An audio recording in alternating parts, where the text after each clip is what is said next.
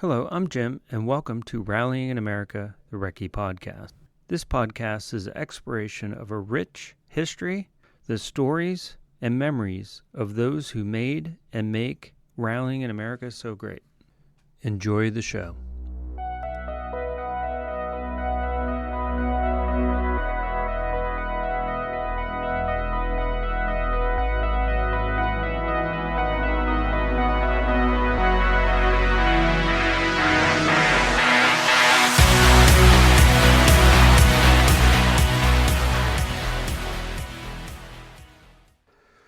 Well, Fritz, thanks for coming on to the show.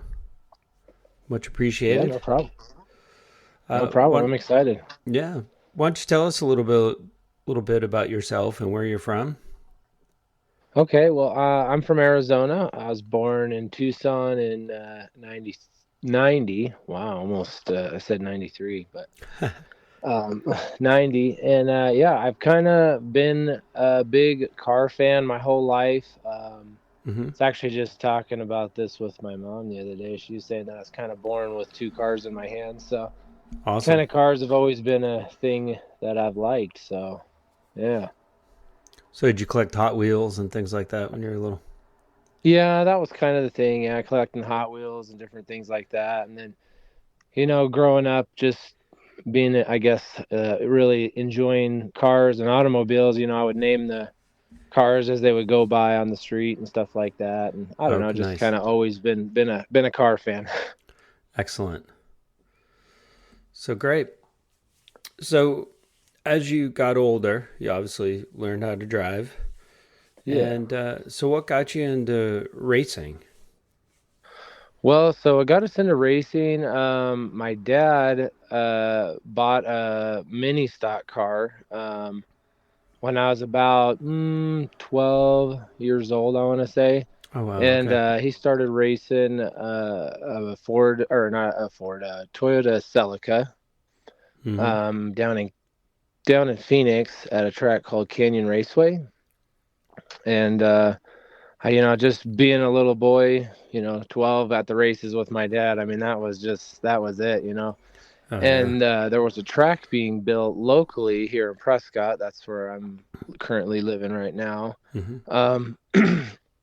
It's about we're about an hour and a half north of Phoenix, and so we got this car, and my dad and my uncle, they would go down to Canyon Raceway, and we would run practice and stuff like that. And I just remember being a little boy up in the stands watching them run, and I had a little stopwatch, and I'd try to time them and see their times, and we would compare times, and it was just a great time, and enjoying doing that and with my dad and my uncle and stuff like that. And then our track opened up, our local track did, and I begged my dad. I was like, man, I want to race, and he's like, well, let's see how our local track does, and we'll get involved and stuff like that. So he raced a full season there.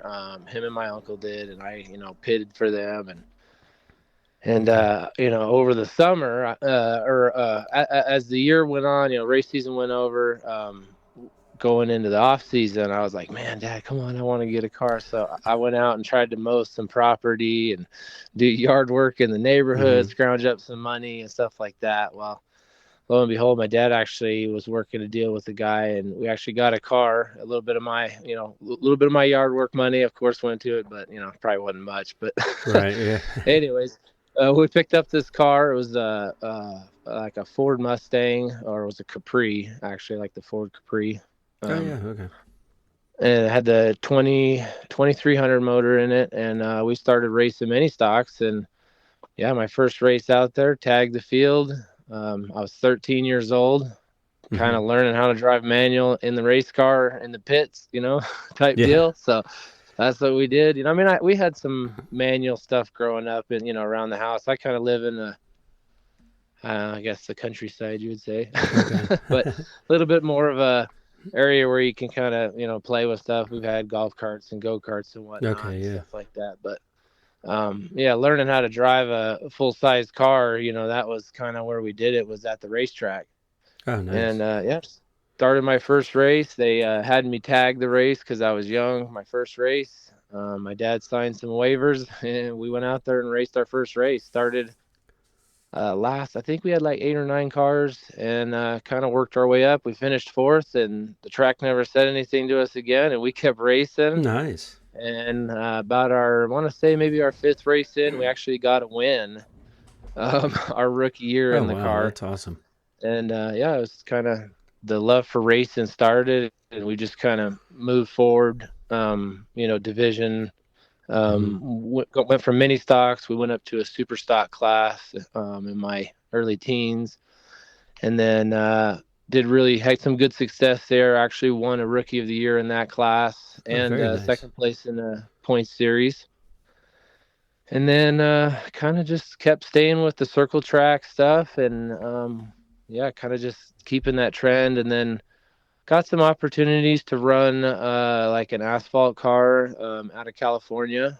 Okay. And we went and did that. It was like kind of like a training, like recruit class, and that was actually a really fun experience. But I think my heart was just more on the dirt. Oh yeah. And I at the time I was 16, and I think we were running sprint cars, and I mean the love for sprint cars were just so much more than that asphalt. I couldn't get rid of that sideways feeling. I just liked it too much. Right. But yeah. And so, then oh, go ahead. Oh, I was just gonna say. So then you progressed. Because I know, being here in central Pennsylvania, if you're into sprint cars, you're into sprint cars for life, it seems like. And you kind of took a different path, correct? You started getting into Rally Cross. Yeah, we did. Well, I mean, it's funny you say that, because I was actually, once again, we were just having this discussion. We were down in Phoenix. My daughter was running some karts down there. They do a Karts for Kids down there at the Adobe Raceway.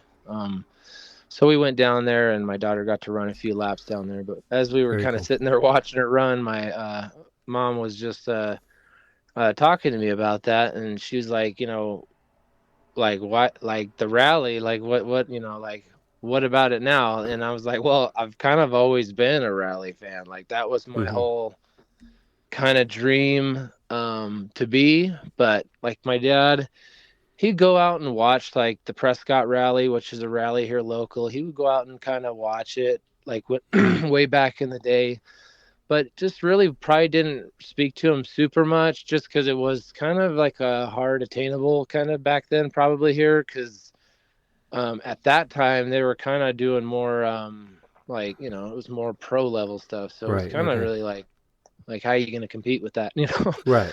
And so that was kind of out of the picture. So the circle track was more of a, attainable sport to get a hold of for him and my uncle. So that's kind of what they jumped into. And it just kind of stayed that way for him. It was kind of, fun. But for me, like, I think my heart was just always rally. I had the old Colin McRae rally games. Everybody's had those, and the old Sega, what's the old Sega Rally game that we used to play on PC and stuff like that. Yeah. And that was kind of, that's where my heart was at big time. But, I had the opportunity to, drive, and I mean, you can't say no to that. So we, took that opportunity and drove. And so why we kind of backed out of the sprint car stuff, not necessarily anything particularly, but our racetrack kind of closed down. Our local track did. Just kind of was difficult to travel. I got older, got married. Not saying that was anything negative. It's beautiful. I've been married 10 plus years now. I mean, I got a beautiful wife. We're moving into a wonderful sport together. So it just, when the local track closed down, just timing just didn't work. I revisited a circle track again. The track reopened, I want to say about 4 or 5 years later after it closed down. Okay.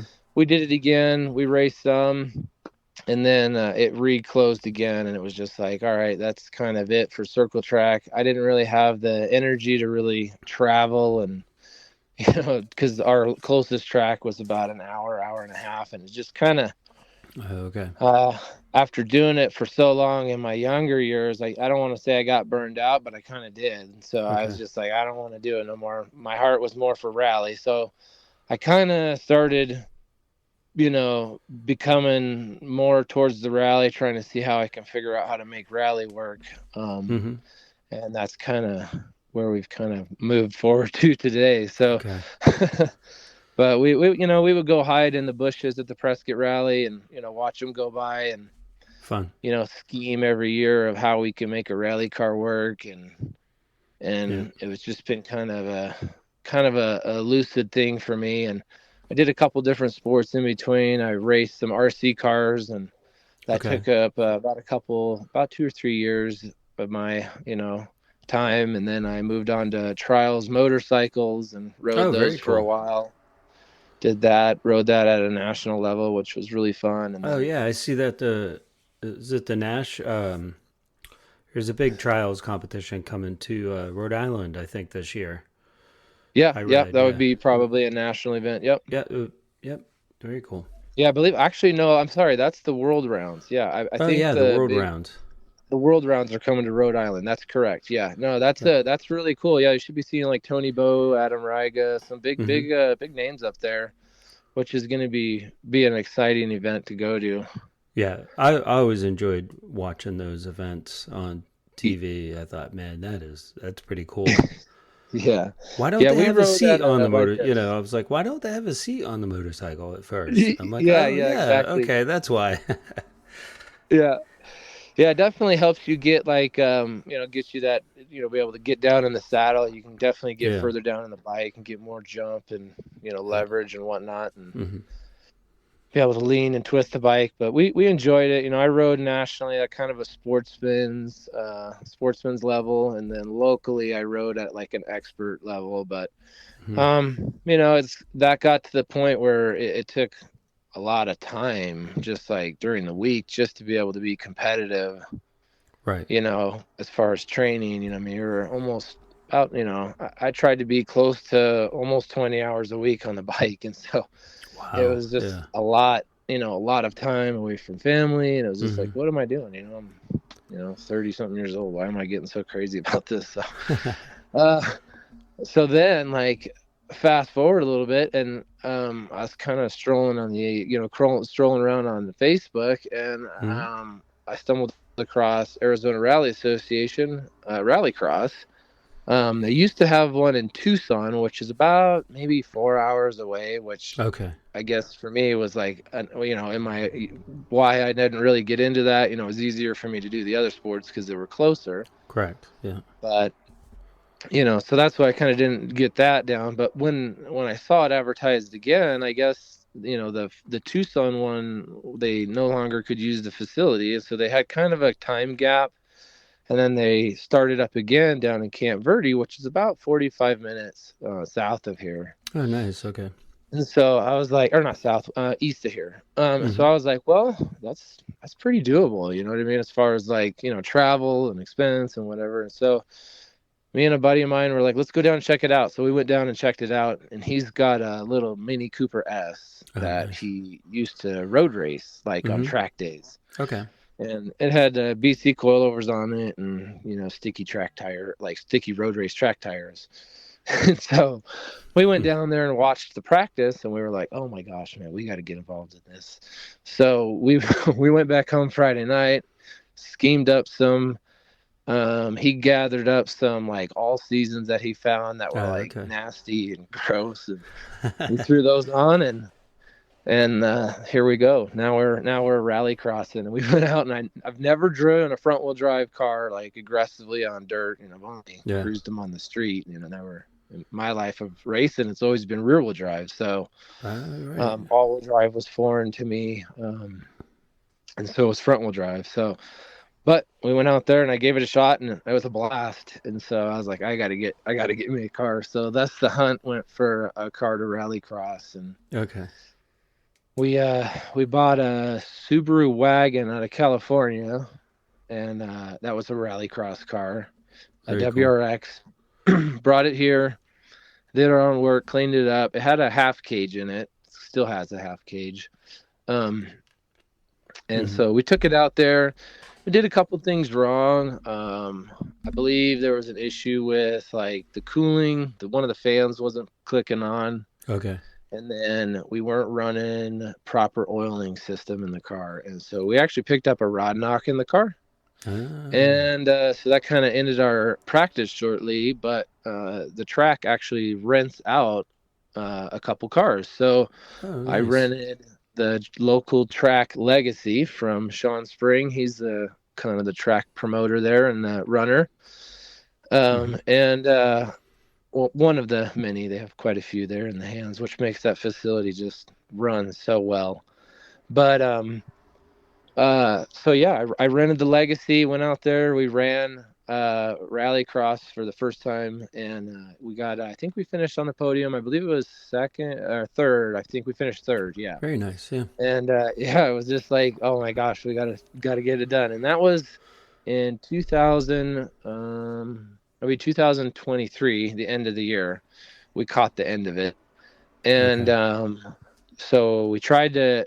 So then we ran and got our third place, came back home, tried to get a new motor in the wagon, struggled with all that, didn't get one in. So then we come into 2024. We actually, at a Flagstaff, there was a car up there, 07 Impreza, NA 2.5. And I kind of wanted to go that route just because of they're just way easier to maintain. It's a more reliable engine, right? Yeah, they're very reliable, especially if you do a few things to them. I know there's some people that still knock Subarus and say they're not that reliable, but I know a few things, few simple things to them, they're very reliable. And one thing with the NA ones, let's be honest, you can change the spark plugs while it's still in the car. So yeah, the turbo ones, I had a Subaru Baja, so I know the pain. So you know there. the pain. Yeah, I mean the turbo ones are just rough to change plugs on. But anyways.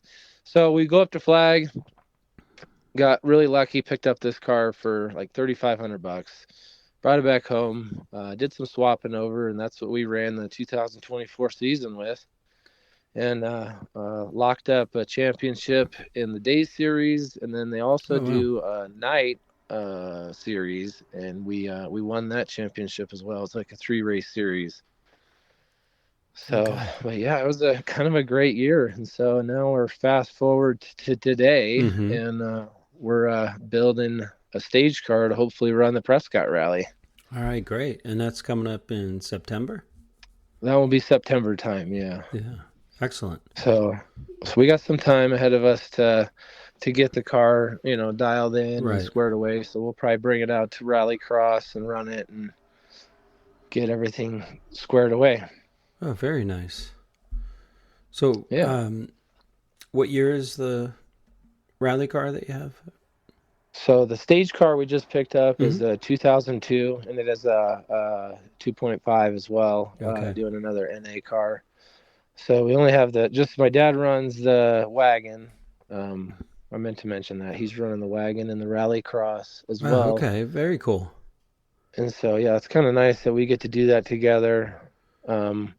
And we're working together on the stage car, and it's kind of nice to do all this. That's kind of why I'm excited. We're finally involved in rally, and my dad, we went to the Prescott Rally last year, and so that was his first time. Kind of like we volunteered, and so he really kind of got the bug after volunteering, and now like building this car together, it's really exciting to be able to do this.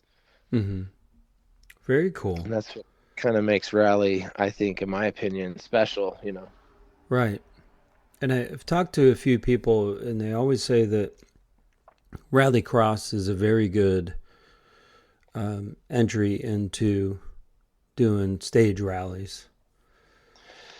I mean, it does seem like that. I mean, it definitely gives you the opportunity to, race a stage style of environment, because you run Rally Cross, you have 6 runs. So you have to keep your average really good. It's not like, running autocross or anything like that, where you have like a hero lap. So with the Rally Cross, it kind of transitions over over to stage where, you got to keep that consistent run all throughout the day or throughout the night or the weekend even. And, and it's also a lot of the cars are, run your rallycross car and stage. So it's very, interchangeable as far as car driving. It's not like circle track where you have specifically built cars to do, specific things. Right. So who will be your crew and your co-driver for Prescott? So our crew is going to involve probably my dad and my mom. They'll be at the paddock or at pits. And then we have a couple friends that got involved in Rallycross this year that are going to be involved. Jesse and Joe Bop, they're going to be helping us out there doing crews. So it'll be my dad and those two. And then we have another guy that's, wants to be involved, but, we'll see how close the dedication is when it comes. But and then as far as the co-driver, that's going to be my wife. Awesome. She'll be co-driving for me. So yeah, it's going to be a husband and wife team. We're pretty stoked about. Okay, cool. And she's actually going out in the end of next month to the Dirtfish at the Oz Pro Driver Career Development Program. Oh, right. So with the Gelsaminos, I think, right? Yeah, yep. With the co-driving class there. Yep. Oh, that's very cool. Yeah, and Michelle Miller, she's helping us out. She's we actually went out last year and helped crew for Chris and Christine on the 501 Volkswagen Golf, and then also the 510. I believe it was 510. It was a BMW that we crewed on and Michelle co-drive for. So we got to spend the weekend with them, and they're really nice people, Michelle and Chris. So okay, excellent. Yeah, we'll have to chat again. See how the rally goes in September. Yeah, that'd be great. Yeah, no, I mean we're really stoked. I mean, I'm looking forward to the future, what we got. I mean, it's going to be a fun time.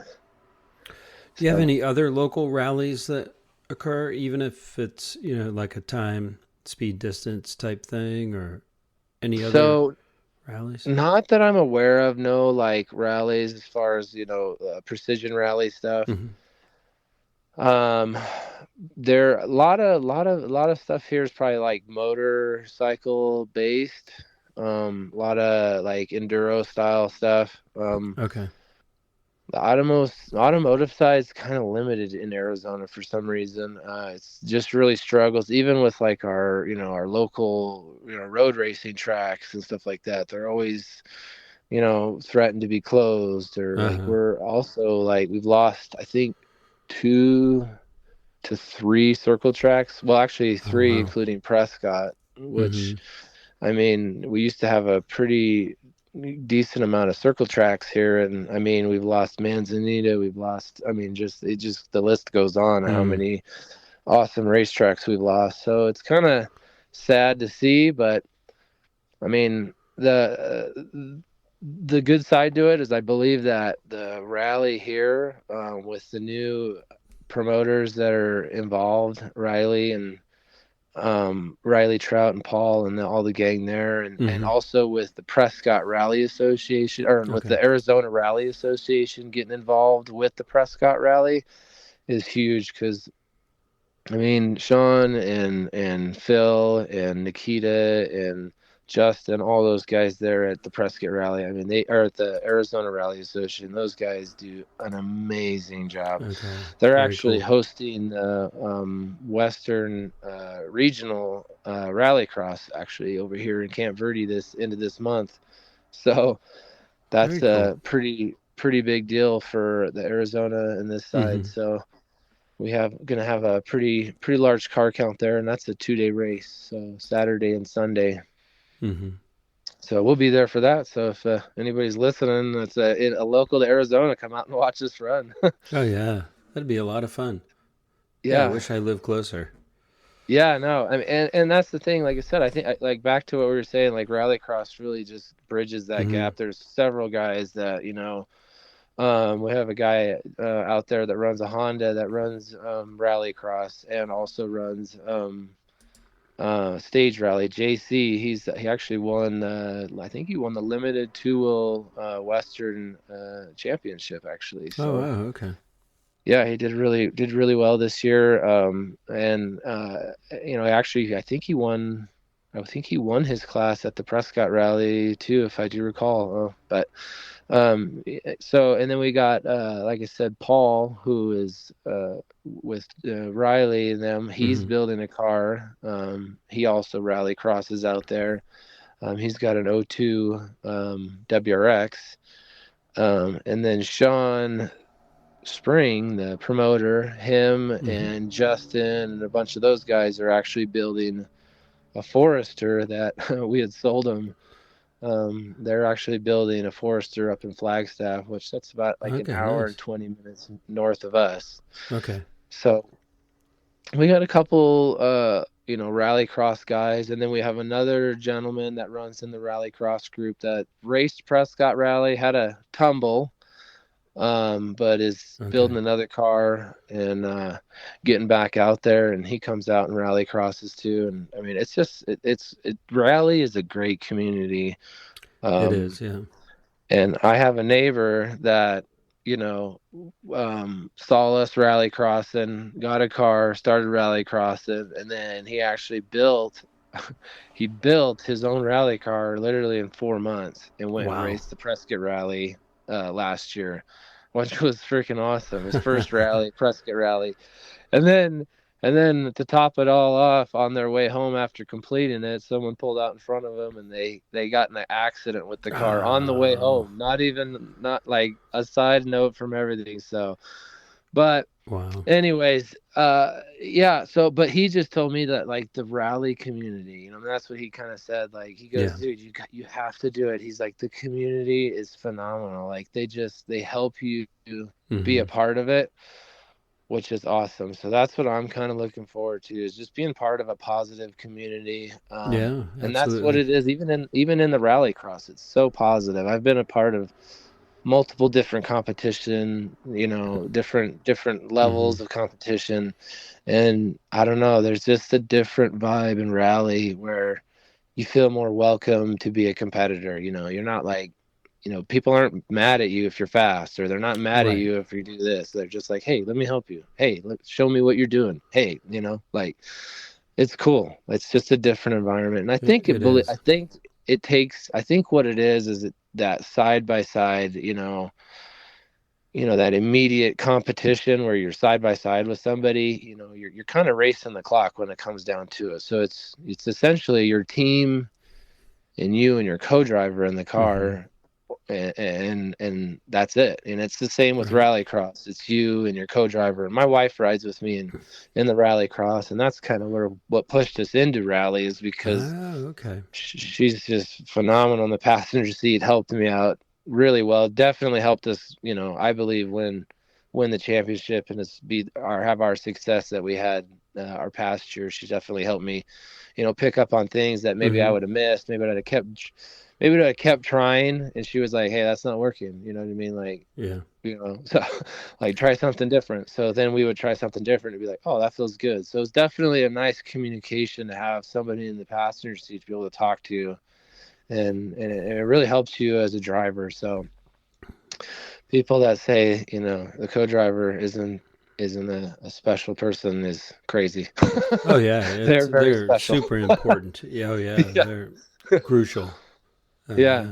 So even, like I said, even down to rally cross, like I believe it's important. Like we were at the nationals. We went to California and ran the nationals, and a lot of those people were running with anybody in the passenger seat, and they're like, "Oh, you're running with the passenger seat?" And somebody with a passenger, and I was like, "Yeah." I'm like, we do this as a team. We're racing like we're doing a team, and we enjoy this. And And we've had good success with two people in the car, so I don't really know if that makes a difference. I personally think the car works better with two in the car, honestly. Absolutely, yeah, I would think so.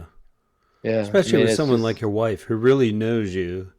Yeah, exactly. Knows how to communicate, and if it was like a buddy of yours, I could envision having a buddy with me, and it would just, we'd want to murder each other by the end of the race. Yeah. But, you know. Yes. Especially because, the lack of communication. Yeah, when it's your partner and you guys are both just enjoying the sport together, your communication is just, it's one. You know what I mean? Yeah. That's what makes it really beautiful. And that's why I enjoy doing this so much with, like, my family as well. And, That's we kind of make it a deal when we go down to the Rally Cross. I got a motorhome, and, we not nothing big. We just got a little Class C, but we tow it down there, and we stay there Friday night, and we enjoy ourselves, and we practice on Saturday, and races are on Sunday, and then we come home, and it's just kind of makes a really, really fun weekend. And honestly, there's not very many racing sports or any type of activities that you can do as low cost as and stay over the night as Rally Cross. So. And as a spectator, it's a lot of fun, the park expose and everything. Yes. But it takes a little bit of patience, too, because you've got to get to the stage, and you're going to sit for a while. Yeah. And then you can see all these cars just come tearing through, and then it's off to the next stage. But it's kind of nice, too. You have to be patient, but if you're kind of ADD, it's like, oh, we get to go to this other section and see a totally different run, rather than sitting and watching the cars in the same section over and over and over. Yep, I do agree with you. And it does, and that's kind of the nice part about the Rally Cross as well is you do gain that spectator aspect, and we I just heard from one of our spectators at the last event. They were like, man, it was so exciting watching, because there was like 2 to 3 cars on course at every time, so it was like a lot of excitement. So for a spectator that likes a lot of that big excitement, it makes it nice for them. So Prescott is actually working on doing at the next Prescott Rally. They're going to do a park expose down at the Camp Verde facility, so they can do like a special stage there on the course. So it kind of allows the spectators to get like a real close up and personal to the actual rally cars. Oh, that's very cool. And then they'll have service there as well. So that'll be kind of cool to be able to see all the action there, and then they'll head up to the stages and run. But definitely, like you said, it makes it tough as a spectator. You really have to be a rally enthusiast. Oh, yeah, you definitely have to be, yeah. I brought my wife, and I've talked about this before. She just brings a folding chair and a book. Yeah. Sits there, reads, and loves being outdoors. So, yeah, she's pretty good about going with me. And the other one too is like is volunteering. Like, I mean, even like on the husband and wife duo, like maybe the wife might not be so geeked out about the car side, but might enjoy, helping with running the clock, or with the rally safe and stuff like that. You're on the tablet. It's not as maybe pen and papery. So I mean, I don't know, like that's definitely an option, like if you want to go spectate, because Prescott doesn't have really, our local doesn't really have a like quote unquote spectators. So the best way for ours is to be able to volunteer. So like I said, when I was younger, you kind of went and hid in the bushes and did your own thing. But last year we volunteered and actually got to run the start and flying finish for Witty Tom, which is a really cool stage back there on Perkinsville Road. So that was a really awesome experience, and that was kind of my first really involvement with like full on rally, other than just like geeking out on YouTube for hours, you know what I mean, over the years. So you're getting a good perspective for when you and your wife run, because you're on that volunteering side, the start and stop, and you're learning so many different aspects of rallying. You kind of, that's going to be sitting in the back of your mind when you get in the car and you're getting ready to start and exactly. so on. That's a great experience to have. And it really is, and I would almost say that pairs with rally crossing. Like if you can go volunteer, I mean, it seems like everybody says it, but it's truly honest. Like the best way to do it is you really learn so much, like when to be into time control, when to be out of time control, right. when, like there's so many different little rules that if you mess up on can dock you, which I mean is no big deal if you don't care. Right. Like then let's just go out and run your rally.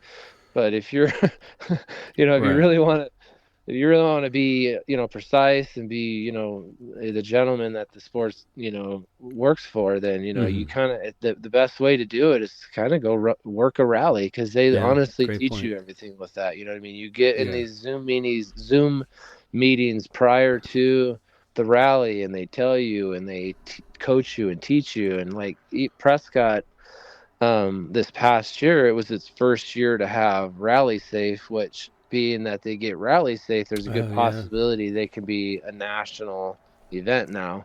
Right. Very nice. And so that's really huge for us. So that's I think that's what they're working for. They're doing a lot of different changes and moving around to try to really bring Prescott back into, the forefront of rally. So yeah, because it's over 30 years old, I think. Yeah, I read.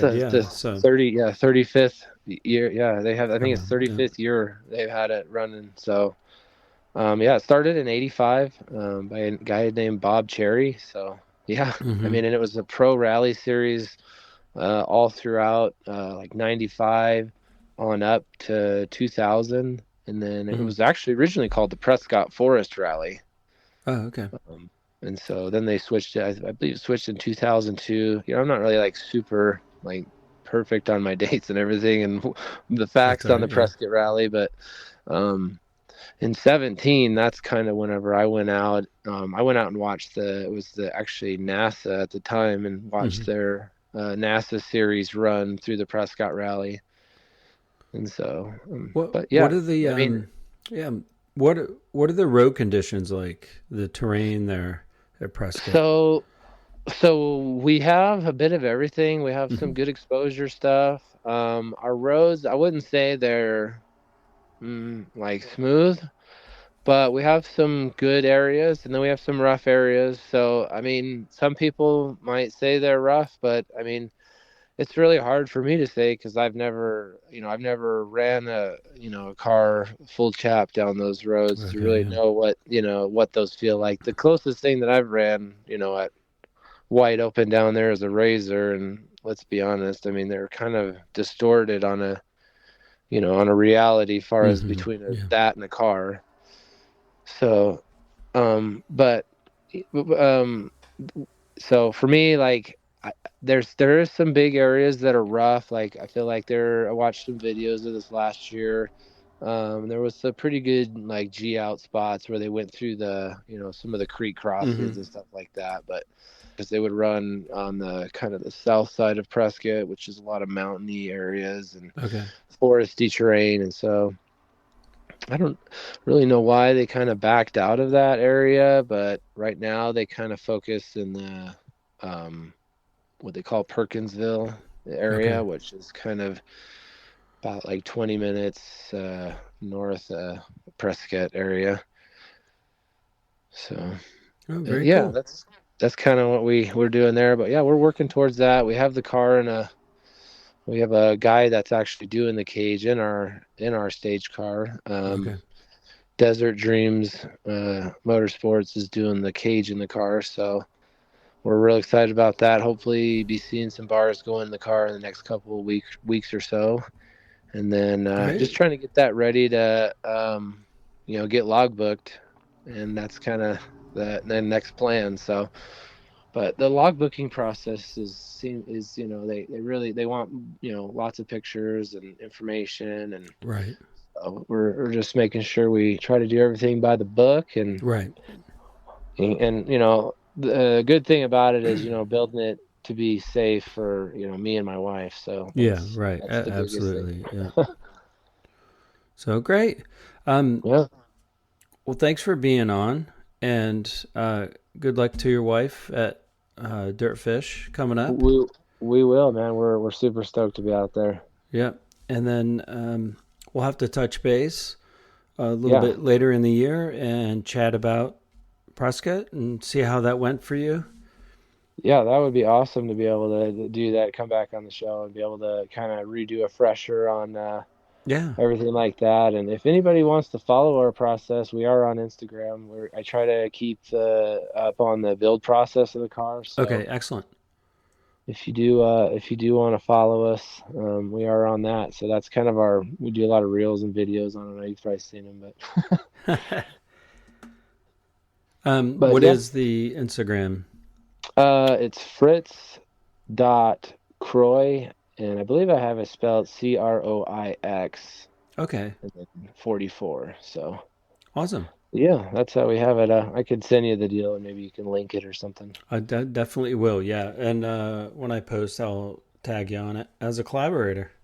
Oh, sweet, man! I really appreciate it. But it's been awesome, and like I said, I really appreciate the support. We're looking forward to the husband and wife, the local rally team. So. Yeah. Have you been following Snowdrift this weekend? I did follow some of Snowdrift. I got to watch the insane stage average of our Brandon Seminock. I believe it was 111 was his? Something crazy, yeah. Oh yeah. Was his speed average or something like that? Crazy, yeah. Pretty crazy, but yeah. But no, that was I did get to follow some of that. Also follow some of the Canadian rally when they had a week. I think it was a week prior to that. They had the Canadian rally start to their championship up there. So yeah, I saw some of that as well. Yeah, very good. Yeah, right on. Yeah. Well, thanks again, Fritz, and right. We'll be in touch soon. I really appreciate it, man. Thank you. Thanks again. That's awesome. I really enjoyed it, man, and it was a big pleasure doing this with you. And I really enjoy what you're doing, man. Thanks. I am too. I'm getting used to it, getting a little looser, and I'm getting better at it. So I appreciate that. I can't imagine that's a lot to try to. I mean, this is cool though. I mean, this is really neat what you're doing now. Yeah, it's a great way to learn about the sport.